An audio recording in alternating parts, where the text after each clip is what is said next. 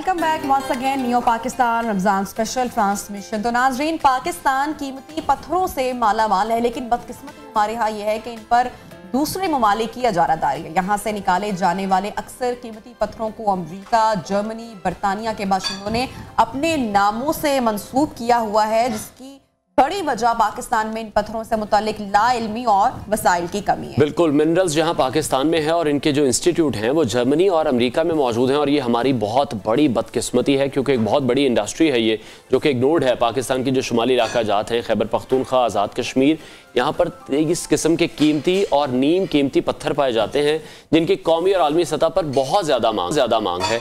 आज़ाद कश्मीर में वादी नीलम और नारे नाला में 200 मिलियन कैरेट रूबी मौजूद है, जबकि खैबर पख्तूनख्वा के शमोजी चारबाग में और शांगला में 30 मिलियन कैरेट ज़मर्द की मौजूदगी की भी तस्दीक हुई। और मुल्क में ज़्यादातर जो कीमती पत्थर हैं वो खैबर पख्तूनख्वा, गिलगित बल्तिस्तान और आज़ाद कश्मीर में पाए जाते हैं। अगर हम इन पत्थरों की बात करें तो मुल्क में रूबी, याकूत, जर तिरमरी, फिरोज़ा और याकूत, अकीक, नीलम, जरकून, संगे लाजूद और किन्जाइट, संगे मरवा और बशिप सब्ज़ के जो वसी ज़खायर हैं वो भी मौजूद हैं। तो बहुत से ऐसे नाम हैं जो कि पाकिस्तान में मौजूद हैं। ख़वातीन को ज़रा आई थिंक ज़्यादा शौक होता है स्टोन्स पहनने का, और जब किसी ज्वेलर शॉप पे जाएं तो वहाँ पर लाखों रुपए के ये स्टोन्स महज मिलते हैं। तो हमें पता ही नहीं है कि हमारा मुल्क जो है वो इन स्टोन से कितना माला माल है। लेकिन वही जो बात कि अनफॉर्चुनेटली जो दीगर ममालिक है, जो दूसरे ममालिक है, उनकी इजारादारी की वजह से हम इसको उस तरीके से नहीं कर पा रहे हैं। बहरहाल बात करेंगे, हमारे साथ इन कॉन्वर्सेशन होंगे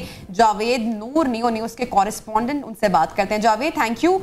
ये बताएं कि मुल्क में इस वक्त कीमती पत्थरों की माइनिंग और उनकी तराश खराश के कार मौजूद है, मुल्क को भी कुछ मिल रहा है या फिर नहीं? यहाँ पर जो कीमती पत्थरात, ये जवाहरात हैं, वो टनों के हिसाब से मौजूद हैं। सिर्फ अगर हम देखें रूबी की बात करें तो तकरीबन 200 मिलियन कैरात रूबी पाकिस्तान में मौजूद है। इसके अलावा 29 मिलियन कैरात ज़मरुद हैं, जबकि याकूत, तिरमिज़ी, फ़िरोज़ा, याकूत, इसके अलावा नीलम, अकीक, संगे कमर और इसके अलावा जरकून, कंजाइट, तकरीबन 99 से ज़ायद कीमती पत्थर पाकिस्तान में पाए जाते हैं। लेकिन इन पत्थरों को निकालने के लिए कोई इंतज़ाम नहीं है। यहाँ तक कि अब तक इन पत्थरों के हवाले से कोई तखमीना भी नहीं लगाया जा सका, ये अंदाज़ा भी नहीं लगाया जा सका कि कितने कीमती पत्थर पाकिस्तान के पास मौजूद हैं। पाकिस्तान को इस वक्त ज़र मुबादला के शदीद बहरान का सामना है, बहुत सारे माशी मसाइल दरपेश हैं, लेकिन जो दौलत अल्लाह ताला ने हमें अता की है वो हम नहीं निकाल पा रहे, और इस हवाले से बहुत गफलत हो रही है। James jewellery and minerals task force की एक रिपोर्ट आई थी और उसका ये कहना था कि पाकिस्तान से सालाना तकरीबन हम 5 अरब डॉलर के जो कीमती पत्थर हैं वो बरामद कर सकते हैं, और बाज़ रिपोर्ट के मुताबिक 10 अरब डॉलर से ज़ायद ये कीमती पत्थर जो है बरामद किए जा सकते हैं। लेकिन इस हवाले से अभी कोई पेशरफ्त नहीं है। जबकि 2013 का अगर हम एक जायज़ा लें तो उस दौरान तकरीबन 1 अरब और 30 करोड़ डॉलर से ज़ायद के कीमती पत्थर बरामद किए गए थे। तो अब दुनिया भर में इन पत्थरों की बहुत मांग है, और दुनिया भर में ये पत्थर जो है इसकी बहुत तलब मौजूद है, जिनमें अमेरिका है, ऑस्ट्रेलिया है, दुबई, जर्मनी, चीन, इटली, फ्रांस, इसके अलावा बरतानिया और दीगर यूरोपीय ममालिक में इन पत्थरों की बहुत मांग है। लेकिन हम ये कीमती पत्थर जो कुदरत ने हमें अनमोल तोहफे की सूरत में दिए हैं, ये पत्थर हम नहीं निकाल रहे, और अगर ये पत्थर हम निकाल लेते हैं तो इससे हमारी एक्सपोर्ट भी बढ़ जाएगी और इसके अलावा मईशत पर भी मुस्बत असरात पड़ेंगे, जबकि लाखों लोगों के लिए ये रोज़गार का सबब भी है। हम देखें तो ये पत्थर जो है न सिर्फ निकालना इनको ज़रूरी है, पहले ज़ाहिर है कि एक तखमीना लगाना ज़रूरी है, उसके बाद ये पत्थर निकाले जाएँ, इसके लिए जदीद टेक्नोलॉजी इस्तेमाल की जाए। जो रिवायती तरीके से बहुत महदूद पैमाने पर इस वक्त पत्थर निकाले जा रहे हैं, उसमें धमाका किया जाता है और धमाके के नतीजे में बहुत सा कीमती पत्थर ज़ाया हो जाता है, और उसके लिए जदीद टेक्नोलॉजी मौजूद है, लेज़र मौजूद है। ये भी ज़रूरी है कि जदीद ठीक है, लेकिन क्या ये भी हो सकता है कि हम पर नामालूम पाबंदी हो कि हम इनकी माइनिंग भी नहीं कर सकते?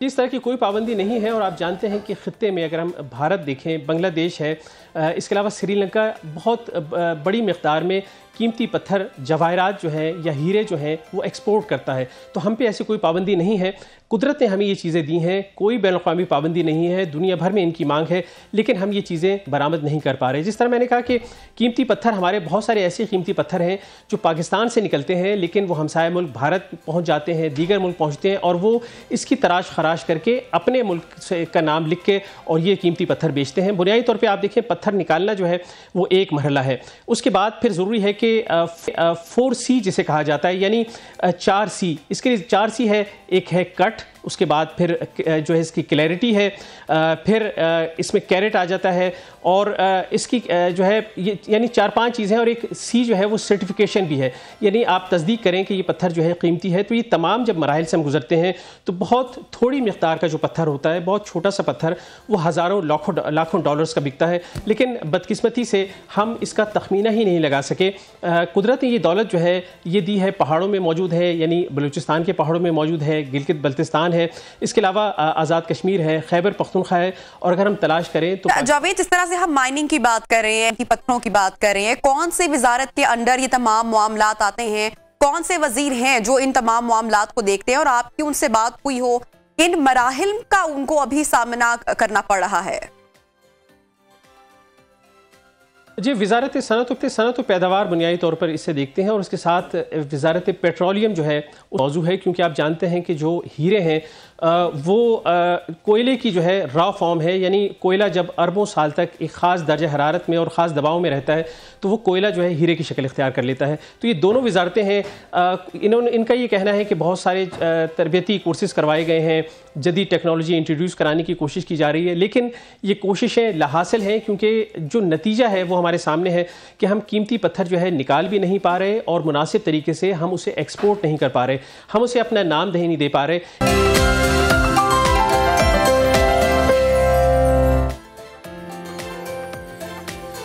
Welcome back. और अब बात करेंगे रमज़ान मुबारक के आखिरी अशरे की, जहां सबसे अहम फजीलत और खुसूसियत यह है कि इसमें एक ऐसी रात पाई जाती है जो कि 1000 महीनों से भी ज़्यादा अफजल है, और इसी रात को कुरान मजीद जैसा अनमोल तोहफ़ा दुनिया इंसानियत को मिला था। और अल्लाह सुब्हानो तआला ने इस रात की फजीलत में पूरी सूरह भी नाजिल फरमाई, जिसे हम सूरह कद्र के नाम से बिल्कुल ताक रातों की अहमियत और फजीलत के हवाले से ही बात करेंगे। हमारे साथ इन स्टूडियोज़ मौजूद हैं गुलाम यासीन साहब, मजहबी रिलीजियस स्कॉलर हैं। सर, बहुत शुक्रिया, आपने वक्त निकाला प्रोग्राम के लिए। और कहा गया है कि रमज़ान मुबारक के आखिरी अशरे की ताक रातों में शब कदर को तलाश करो, तो कितनी अफजल ये रात है, कितनी महीनों की इबादत से बेहतरीन ये रात है?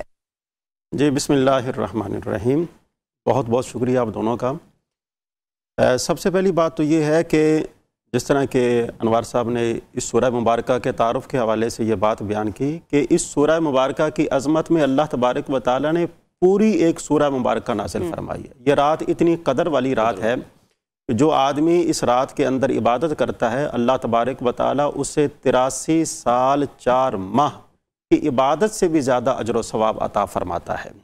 उससे ज़्यादा अता फरमाना चाहे तो उसके यहाँ किसी शय की कोई कमी नहीं है। ये वाली रात जो है वो दर हकीकत अल्लाह रब्बुल आलमीन की रहमतों के हुसूल की रात है, मग़फ़िरत का परवाना हासिल करने की रात है। ये रात जो है ये नुज़ूल कुरान की रात है, और ये रात जो है ये फ़रिश्तों के नाजिल होने की रात है। इस रात की एक और ख़ास बात यह है कि इस रात में जो ही गुरूब आफ्ताब होता है, गुरूब आफ्ताब से लेकर अगले दिन तुलुए आफ्ताब तक अल्लाह रब्बुल आलमीन के फ़रिश्ते जो लोग इस रात के अंदर क़याम करते हैं, हर एक की बख्शिश के लिए, उनके लिए सलामती के लिए रब्बुल आलमीन की बारगाह में दुआएं मांगते हैं, और फरिश्ते जो हैं वो इस रात के अंदर वो उनसे मुसाफ़ा करते हैं।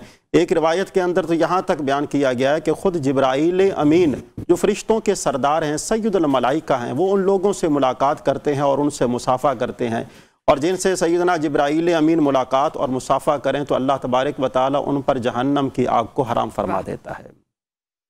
तो इससे बखूबी अंदाज़ा लगाया जा सकता है कि ये रात दर हकीकत हमारी बख्शिश की रात है।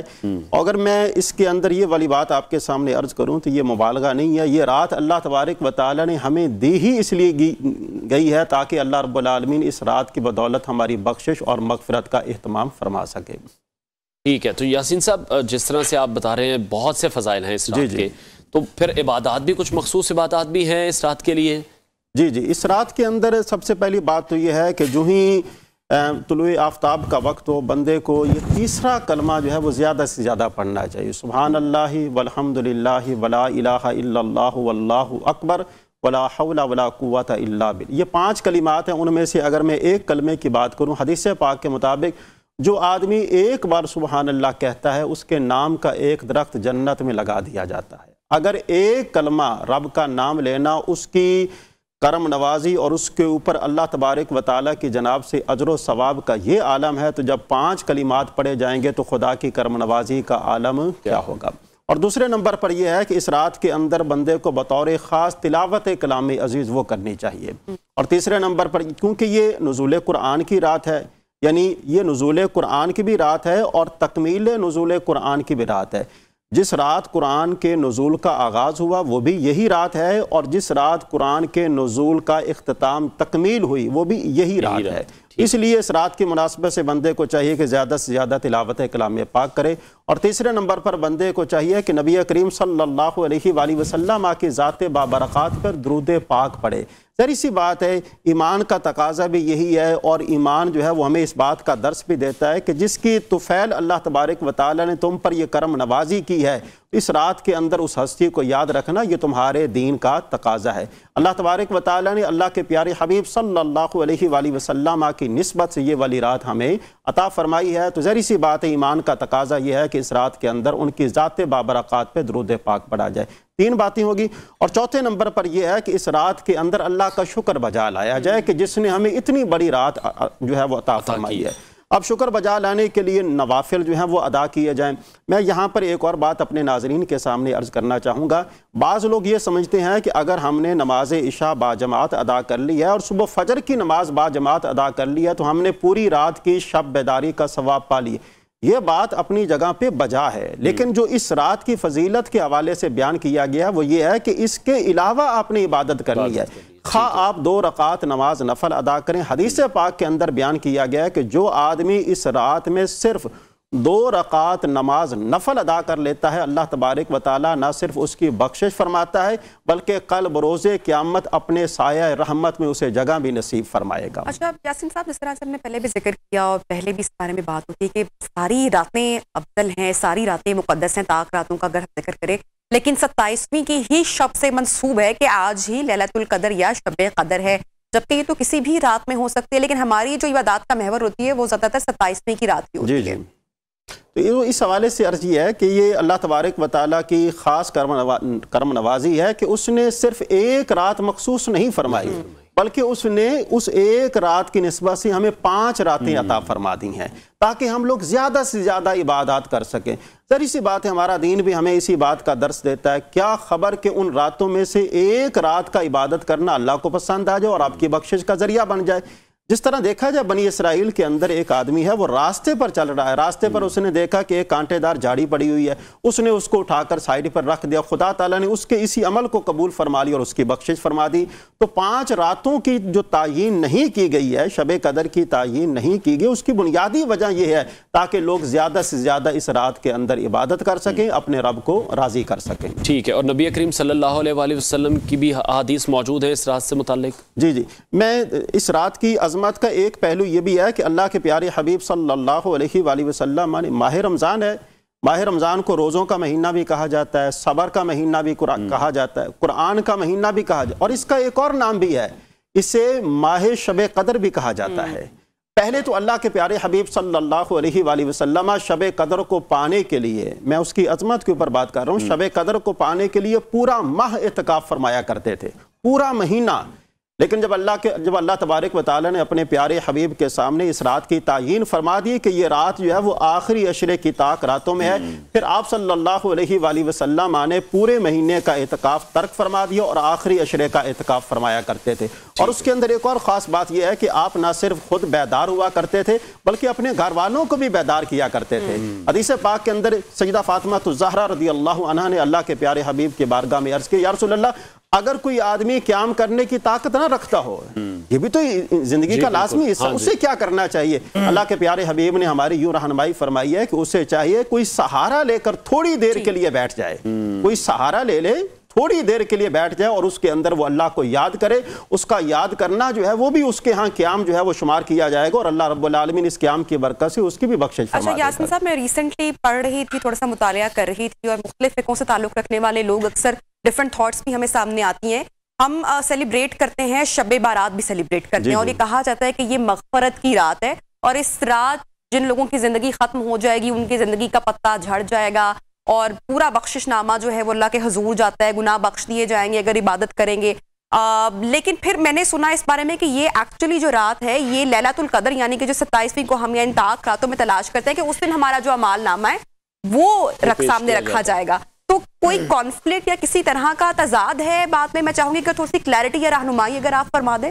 नहीं, ऐसी कोई बात नहीं है, आप बिल्कुल बजा फरमा रही हैं। वो शबे बारात में नामा अमाल वो दिया जाता है, लेकिन शबे कदर के अंदर खास बात यह है कि वो नामा अमाल के ऊपर सनद तस्दीक जो है वो लगा दी जाती है।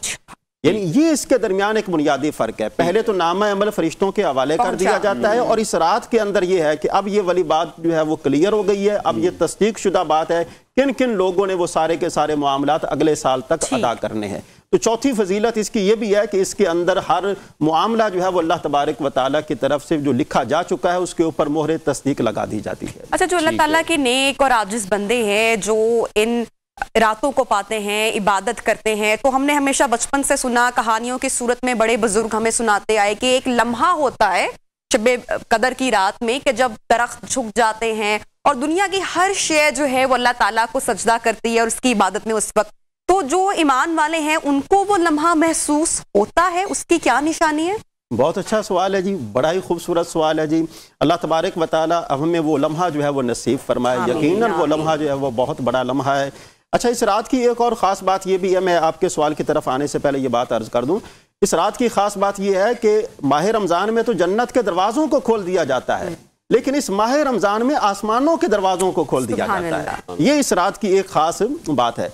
और यहाँ तक कि जब फरिश्ते नाजिल होते हैं, तो जब फरिश्ते जो हैं वो लोगों से मुलाकात करते हैं, तो ये जो बाल हैं जिस्म के, जिनको हम रोंगटे कहते हैं, तो जिस्म के रोंगटे खड़े हो जाते हैं और आंखों से जो है वो नमी वो जारी हो जाती है। और वो लम्हा होता है कि जो कबूलियत का लम्हा होता है, कि जिसके हवाले से जो बात बयान की गई है कि जिनसे फरिश्ते जो हैं वो उनसे मुलाकात करते हैं, मुसाफा करते हैं, मिलते हैं। तो यानी जब ऐसा मामला हो जाए और दिल जो है वो रब के हुजूर हाजिर हो जाए, फिर बंदे को यकीन पैदा कर लेना चाहिए कि अब हमारी कबूलियत का वक्त जो है वो आ चुका है। ठीक हो गया। अच्छा, जिस तरह से रमज़ान की आखिरी रातों में लोग इत्तिकाफ़ पर भी बैठते हैं, तो इत्तिकाफ़ और जो शब कदर है इसमें कोई कदर मुश्तरक भी है? जी बिल्कुल, इनके अंदर एतकाफ़ जो है उसका बुनियादी मकसद ही यही है। एतकाफ़ का कोई और मकसद नहीं है। एतकाफ़ का मकसद यह है कि जो आदमी अल्लाह के हुजूर बैठेगा, दूसरे लोग शब कदर को पा सकते हैं या नहीं पा सकते, लेकिन जो एतकाफ़ करने वाले हैं वो शब कदर को ज़रूर पाएंगे। इसी वजह से कहा गया है कि आप अपने एतकाफ़ के अंदर शब कदर को पाने की कोशिश करें। और इसमें मैं एक और बात आपके सामने अर्ज कर दूं, ये सारी की सारी रहमतें और बरकतें नसीब किन लोगों को होगी? अब ये बड़ा अहम सवाल है। अगर देखा जाए शब कदर के अंदर 4 लोग ऐसे हैं कि जो इस रात रहमत इलाहिया से महरूम रहते हैं। नंबर 1, जो आदि शराबी है वो इस रात जो है वो रहमत इलाहिया से महरूम रहता है। नंबर 2, जो माँ बाप का नाफरमान है। तीसरे नंबर पर जो अपने रिश्तेदारों से कता ताल्लुकी करने वाला। और चौथे नंबर पर यह है कि जो दिल में बुग़्ज़ रखने वाला है। मैं यहाँ पे ज़िमनन एक बात आपके सामने अर्ज कर दूँ, हमारे मुआशरे के अंदर ये बीमारी बहुत आम है। हर एक के दिल के अंदर बुग़्ज़ और हसद, कीना, ये वाली चीज़ें हैं। तो हमें ज़रूर इस मुबारक रात के हवाले से सोचना चाहिए कि अगर अल्लाह तबारक व तआला ने इतनी मुबारक रात हमें अता फरमाई है, तो हमारे दिल जो हैं वो लोगों के लिए पाक और साफ़ होने चाहिए, ताकि हम अल्लाह की रहमत को हासिल कर सकें। बहुत सारे लोगों को देखा है जो नफ़ली इबादत भी करते हैं। मैंने अक्सर लोगों को देखा है नमाज के बाद दुआ किए बगैर उठ जाते हैं। तो फिर नमाज भी तो वो एक मुकम्मल दुआ है, वो ये कहते हैं, और अल्लाह दिलों के हाल जानता है, ये बात भी मैंने सुनी है। लेकिन वो अल्लाह से वो जो राब्ता है, वो जो रो कर गिड़गिड़ा कर उसे दुआ मांगना, इस्तग़फ़ार करना, उससे बात करना, उसके बगैर तो नहीं बात बनती। ये बड़ी अहम बात आपने की। इस हवाले से मैं 2 बातें आपके सामने अर्ज करना चाहूँगा। जब हम लोग नमाज पढ़ते हैं, नमाज पढ़ने के बाद दुआ मांगना ये सुन्नत मुबारका है। जिस तरह के हमारी बहन ने ये वाली बात की है कि लोग नमाज पढ़कर जल्दी से निकलने की कोशिश करते हैं, जबकि हदीस पाक के अंदर ये बयान किया गया है कि दुआ इबादत का मग़ज़ है। اب آپ نے عبادت کر لیا، عبادت کرنے کے بعد اس عبادت کی قبولیت کے لیے اللہ کے حضور آپ دعا کریں کہ میرے مالک میں نے یہ والی عبادت جس طرح بھی ادا کی ہے تو میری عبادت کو قبول فرما۔ پہلی بات تو یہ ہے کہ فرض نماز کے بعد اور عبادت کے بعد دعا مانگنا یہ اللہ کے پیارے حبیب کی سنت مبارکہ ہے، اور دوسرے نمبر پر عبادت کے بعد دعا مانگنا یہ دعا کی قبولیت کی بھی علامت ہے۔ یعنی اللہ کے پیارے حبیب نے فرمایا کہ جب تو نماز ادا کر لو تو نماز کی ادائیگی کے بعد دعا مانگا کرو، اس لیے کہ نماز کی ادائیگی کے بعد دعا جو مانگی جاتی ہے اللہ تبارک و تعالیٰ اس دعا کو قبول فرماتا ہے۔ تو معلوم یہ ہوا کہ فرض نماز کے بعد اور عبادت کے بعد دعا مانگنا یہ سنت بھی ہے، اور دعا مانگنا یہ دعا کی قبولیت کی علامت بھی ہے۔ اچھا، وہ یاسین صاحب وہ کہتے ہیں نا کہ سوتے بچے کو چومیں گے تو اس کو کیسے معلوم پڑے گا کہ اس سے محبت کرتے ہیں، تو اس کے لیے اظہار جو ہے وہ کرنا پڑے گا۔ تو اسی طرح جب ہم اپنے گناہوں کی بخشش کی بات کرتے ہیں تو صرف تسبیح ہاتھ میں پکڑ لی اور استغفر اللہ پڑھتے گئے، لیکن دل سے جب تک وہ آہ نہیں نکلے گی، جب دل سے اس کو پکاریں گے نہیں کہ وہ ہمارے گناہوں کی بخشش کر دے، تو وہ تسبیح پہ استغفار پڑھنے کا کوئی فائدہ ہوگا؟ میں تو آپ کے سوالات سن کر بڑا حیران ہو رہا ہوں کہ آج مجھے ایسا لگتا ہے کہ آپ پر اللہ کی خاص کرم نوازی ہے، اور کاش کہ یہ والے سوالات جو ہیں وہ ہمارے ناظرین ان کے جوابات سمجھ سکیں۔ بالکل بڑی خوبصورت بات ہے۔ دیکھیں اللہ تبارک و تعالی نے ہمیں پیدا ہی اپنی عبادت کے لیے کیا ہے۔ اللہ تبارک و تعالی اس بات کو پسند فرماتا ہے کہ آپ میرے ساتھ محبت کرتے ہیں تو آپ میرے ساتھ محبت کا اظہار کریں۔ جب ایک انسان دوسرے انسان کے ساتھ جس طرح کی اولاد ہے، ماں باپ جو ہیں وہ اس بات کو پسند کرتے ہیں کہ ان کی اولاد جو ہے وہ ان کے ساتھ محبت کا اظہار کریں، ان کے لیے تعریفی کلمات کہیں۔ اسی طرح اللہ رب العالمین کی ذات اس بات کو پسند فرماتا ہے کہ اس کے بندے اس کے حضور آئیں۔ حدیث پاک کے اندر تو یہاں تک بیان کیا گیا ہے کہ جب رب العالمین کی بارگاہ میں اس کے بندے اس کی بارگاہ میں اپنے گناہوں کا اظہار کرتے ہیں تو اللہ تبارک و تعالیٰ ان کے اظہار پر فرشتوں کے سامنے فخر فرماتا ہے، اور فرشتوں سے فرماتا ہے کہ دیکھو یہ ہے وہ میرے وہ بندے کہ جن کے بارے میں تم کہا کرتے تھے ان کو کیوں پیدا کیا ہے؟ میں نے اس کو اس لیے پیدا کیا ہے کہ ان کو اس بات کا علم ہے کہ ان کو گناہوں کو معاف کرنے والا پوری کائنات میں اگر کوئی ہے تو میرے علاوہ کوئی دوسرا نہیں ہے، اس لیے وہ یہ والا اظہار جو ہے وہ میری بارگاہ میں کر رہے ہیں۔ میں یہاں پر ضمناً ایک اور بات بھی آپ کے سامنے عرض کر دوں۔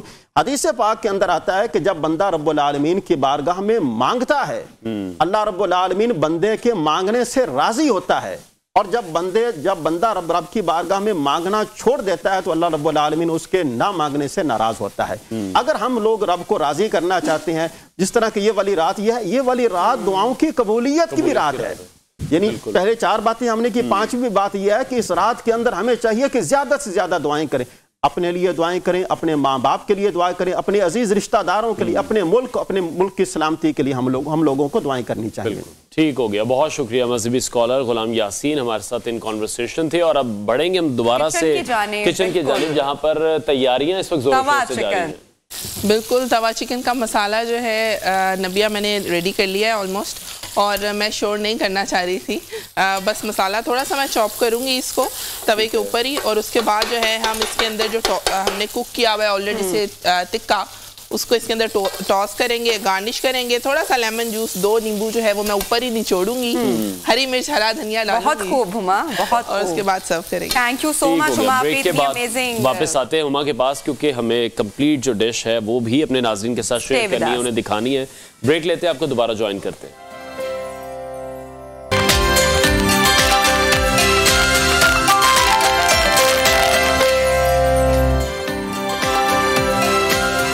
ویلکم بیک، اور جی توا چکن اس وقت ریڈی ہو رہا ہے، فائنل اپنے مراحل میں ہے۔ ہما کیا تیاری رہ گئی ہے؟ بالکل نبیہ، اور یہ جو ہے مسالہ میرا ریڈی ہو گیا تھا، اور تھوڑا چنکی تھا میں نے مسالہ اس کا ریڈی کیا ہے، اور یہ میں اس میں ٹاس کر رہی ہوں۔ زیادہ سا مکھن جو ہے وہ ڈال کے میں نے اس کو کوک کیا، اور توا چکن کی اسپیشلٹی یہ ہے کہ زیادہ سا مکھن ڈلا اس کے اندر، اور بڑا مزے کا اس کا۔ مجھے یاد آ رہا ہے ابھی تک کہ اس کی ریسیپی میں اس کو سٹیم کرنا بھی ہوتا ہے، وہ آپشنل ہے۔ کیا چیز؟ سٹیم کرنا چکن کو؟ بالکل، چکن میں نے پہلے جو ہے سٹیم کر لیا تھا، دیکھیں ہما میں نے آپ کو یاد کروا دیا ہے، اور اسی لیے چکن جو ہے اس کو اتنا زیادہ کوک کرنے کی بعد میں ضرورت نہیں ہے، آپ نے صرف مسالے میں ٹاس کرنا ہے۔ ٹھیک ہے، اچھا اگر سٹیم نہیں کریں گے تب بھی اسی ریسیپی کے ساتھ جائیں گے؟ بھی بنا کے مطلب گرل کر کے بھی اس کو کر سکتے ہیں، اوون میں بیک کر کے بھی۔ مقصد صرف یہ ہے کہ چکن چونکہ پیسز بڑے استعمال ہوتے ہیں اس میں، تو چکن جو ہے وہ کچا نہ رہ جائے اندر سے۔ ٹھیک ہے، تو عمر جو لوگ ڈائٹ فوڈ پسند کرتے ہیں ان کے لیے یہ کتنا कारगर है, कितना बिल्कुल आप थोड़ा मक्खन का इस्तेमाल थोड़ा सा कम करें और उसके बाद इसको बनाया देसी घी में बना लें अनवार, देसी घी में बना के खाया जा सकता है। अच्छा, superior school of culinary arts से निम्रा ने भी हमें ज्वाइन किया हुआ है। निम्रा, आज आपने क्या क्या हेल्प की है? मैंने वो फलूदे के अंदर बहुत हेल्प किया, जामे शरीफ फलूदा बनाया, ठीक है, और इनकी गार्निशिंग रेडी की। चलिए रेसिपी आज आप शेयर कर दे मीठे की रेसिपी है ना। पहले वो इसमें आपने रूह अफ़ज़ा ऐड किया है, ठीक हो गया, आइसक्रीम ऐड किया, कंडेंस मिल्क ऐड किया है, इसमें तुखमलंगा ऐड किया है। हमें तो फ्यूचर शेफ मिल गई है पाकिस्तान की, निम्रा देखे मौजूद है। अच्छा हुमा, ये बात कितनी हद तक दुरुस्त है? वैसे मैं अनवार से भी इसका जवाब लूंगी कि कहते हैं ना कि मर्द के दिल का रास्ता उसके पेट से होकर जाता है। तो बीवी बेगम शेफ हो, इतने मजे मजे के खाने बनते हो, तो मियाँ तब भी खुश होते हैं या बस नहीं? घर की मुर्गी दाल मुझे ऐसे लगता है कि सब मियाँ एक से होते हैं। नहीं बिल्कुल नहीं, सब मियाँ एक से होते हैं। आप कितने हमारा एक म्यूचुअल टॉपिक हो गया ना। बिल्कुल, मियाँ ने नुक्स आपके काम में जरूर निकाला। नहीं, इस मामले में मैंने अनवार देखा है, अनवार जो है वो मुझे लगता है काफी कॉम्प्रोमाइज। हाँ, बताएं ना, खाना ना भी अच्छा बने तो हम कुछ नहीं कहते, अल्हम्दुलिल्लाह कर लिया, अल्हम्दुलिल्लाह कह देते हैं। और मेरा ख्याल यही बनता है, हम बहुत लोगों से बेहतर हैं, और अगर नहीं पसंद आया तो आप मुझे बताएं, डांट के कहाँ जाएंगे? थोड़ी बात और करें ना, ये क्लिप मैं शेयर करूंगी उमैर को।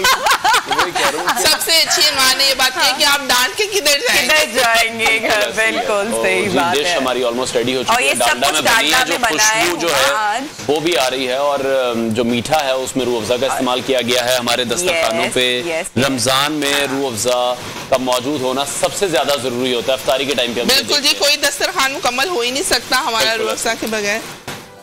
हुमा, कितना ऑयल आपने इसमें डालडा आपने ऐड किया इसमें? बिल्कुल, मैंने मसाला बनाना स्टार्ट किया था बनाना। उसके लिए मैंने प्याज जो है थोड़ी सी वो पहले डालडा कुकिंग ऑयल में जो है वो ब्राउन कर ली थी। उसके बाद लहसुन अदरक चॉप्ड ऐड किया है, टमाटर ऐड किया है, मसाला अच्छे से तवे पे ही मैंने उसको थोड़ा भूना है। इसमें ज़ीरा ऐड किया है, नमक मिर्च हल्दी अपने टेस्ट के मुताबिक ऐड किया है, और लास्ट पे आप थोड़ा सा उसके अंदर जो है बटर आप ऐड कर सकते हैं, और बस उसको टॉस करें टिक्के को उसके अंदर और सर्व करें। ठीक हो गया, thank you so much Huma. Ready हो चुका है, इफ्तारी का वक्त भी करीब है, तो अपने नाज़रीन से हम भी इजाजत देते हैं। इंशाल्लाह आपसे कल मुलाकात करेंगे। अपना बहुत सा ख्याल रखिए। अल्लाह हाफ़िज़।